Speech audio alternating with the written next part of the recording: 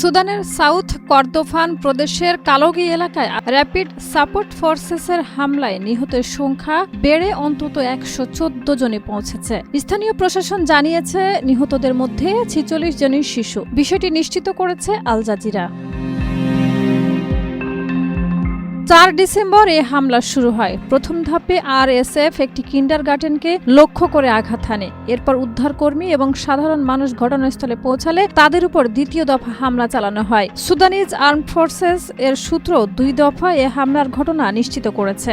স্থানীয় সূত্রগুলো আরও জানায়, শহরের হাসপাতাল ও সরকারি স্থাপনাগুলোতে বিস্ফোরণ ঘটানো হয়েছে। সুদান ডক্টরস নেটওয়ার্কের মতে, বেসামরিক মানুষের উপরে এমন ধারাবাহিক আক্রমণ আন্তর্জাতিক মানবিক আইনের স্পষ্ট লঙ্ঘন। তারা জানিয়েছে, বারবার হামলার কারণে আহতদের চিকিৎসা দেওয়া কঠিন হয়ে পড়েছে, ফলে মৃত্যু হারও বাড়ছে। ইউনিসেফের প্রতিনিধি শেলডন উয়েত বলেছেন, বিদ্যালয়ের ভেতরে শিশুদের হত্যা শিশু অধিকারের মারাত্মক লঙ্ঘন। তার মতে, শিশুদের কখনোই যুদ্ধের বোঝা বহন করা উচিত নয়।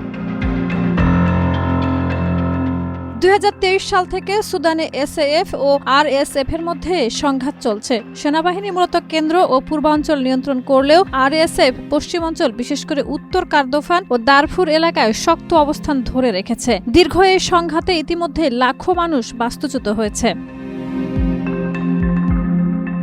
শাহিদা রুবি, মাই টিভি।